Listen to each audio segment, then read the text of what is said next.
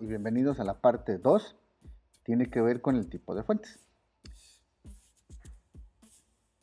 La maestra o el maestro de historia nos encarga un trabajo. Por ejemplo, un resumen.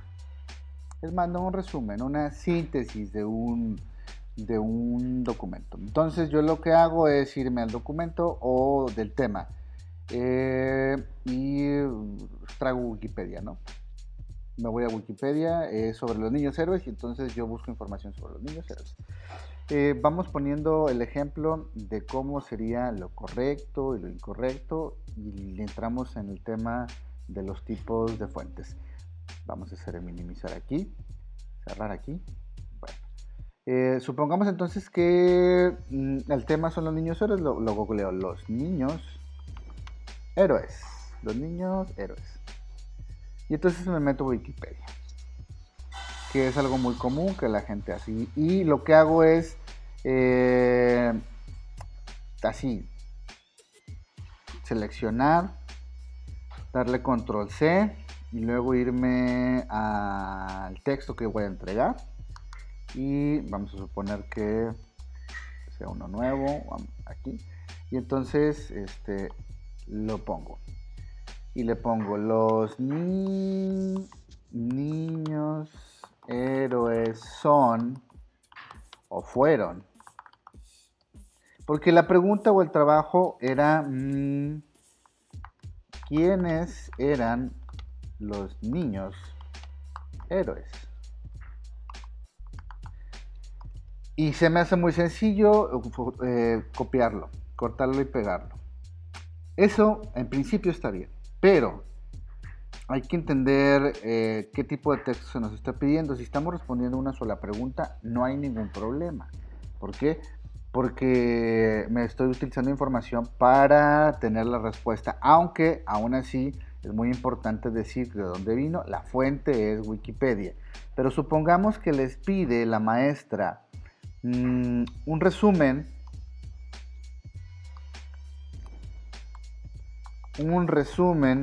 de 3 artículos, en este caso que sean PDFs sobre los niños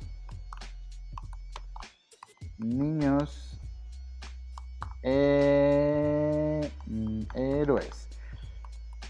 Entonces me meto los documentos y supongamos que el documento sea uno de estos, como el que ven aquí.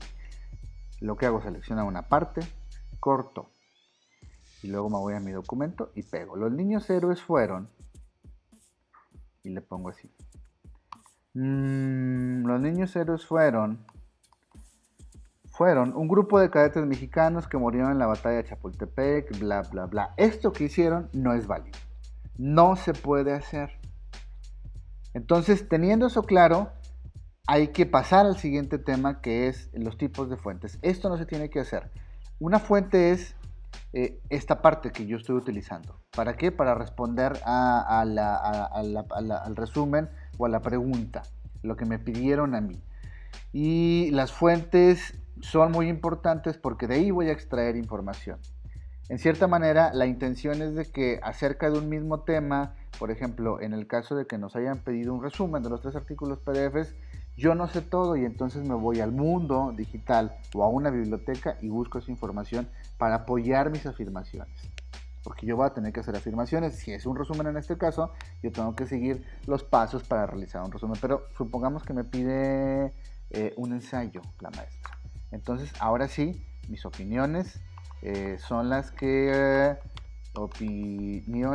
van a valer con una característica las opiniones. Vamos a ver en las siguientes semanas el texto del ensayo y ahí tendríamos un video y explicaría lo que se tiene que hacer. Entonces, ¿qué son los tipos de fuentes? Miren, voy a ponerles aquí la parte de Wikipedia, de la red, lo busqué en internet. Los tipos de fuentes, dice, según el nivel de información que proporcionaste, la fuente de información pueden ser primarias o secundarias. Independientemente de cómo se las clasifique, yo quiero que vean lo que pueden ser. Libros, revistas científicas y entretenimiento, periódicos, diarios, documentos oficiales de instituciones públicas, informes técnicos y investigación de instituciones públicas, privadas, patentes, normas técnicas, y le pueden agregar un montón de cosas. Entrevistas, blogs de internet, ¿qué más? Películas, canciones, todo es una fuente. Eso que yo estoy tomando, que creo que me va a ayudar a mí a pensar sobre el tema o a decir algo sobre el tema, porque yo no sé todo. Por lo tanto, si ustedes van a cortar y pegar algo de las fuentes que están señalando aquí, deben de utilizar formato APA. Miren, por ejemplo, en el libro, lo voy a hacer grande esto porque creo que así se puede ver mejor. En un libro es sencillo identificar la información. Por ejemplo, yo tengo el libro. Les voy a dejar un link para que en la descripción del video para que vean las partes del libro. Pero aquí yo tengo un libro, en este caso es un libro de poesía. Youssef Komunjaka Daikandiu, es un escritor norteamericano, pero escribe bastante interesante.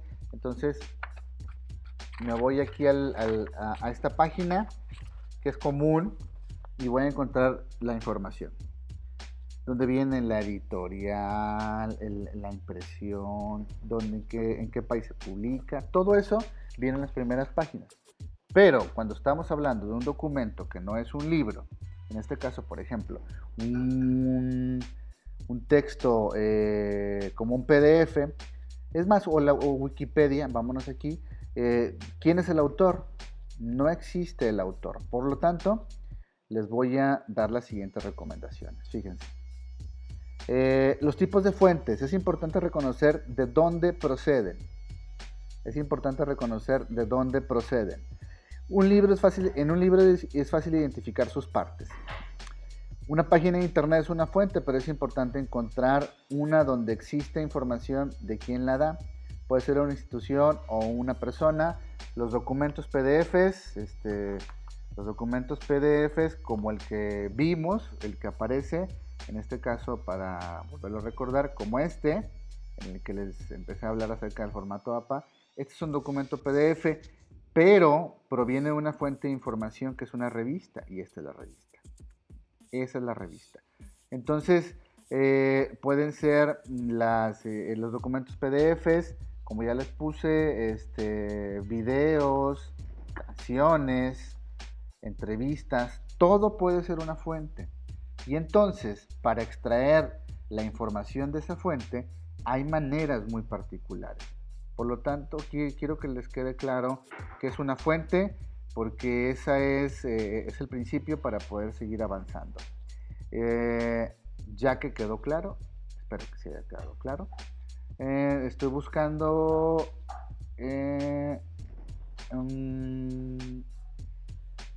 normas APA javerianas. Fíjense, por ejemplo, es un documento que la Universidad de los Javerianos expide a sus alumnos y alumnos. Normas APA, donde explica qué es el formato APA, pero desde el principio empieza a dejar cosas muy en claro. El papel, cuál tiene que ser, el tamaño, el tipo de letra, el espacio interlineado, los márgenes, las abreviaturas que tendrían que venir, las más comunes, todo eso para ellos es su formato APA. Recuerden que yo a ustedes ya les pedí algunas de esas cosas. Y entonces, además habla de cómo tienen que venir los títulos, por ejemplo, cuando yo pongo derivaciones de algún capítulo o de un título que yo estoy haciendo, cómo organizar las tablas, cómo organizar las figuras, hasta los dibujos. Y luego me voy a la parte de las citas.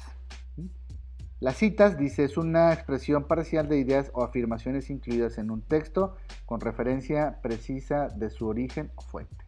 Por lo tanto, es algo que está en otro lugar, como lo que hacen, pero no ponen la referencia. Y aquí entonces hay una cantidad de ejemplos acerca de los diferentes tipos de citas que hay.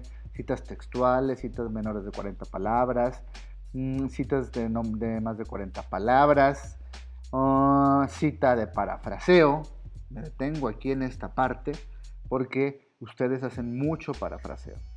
Supongamos, porque estamos en el terreno de las oposiciones, que yo extraje esto de la fuente de Wikipedia. Esta primera parte que comencé a hacer es un parafraseo. Los niños héroes fueron un grupo de cadetes mexicanos que murieron así en una batalla.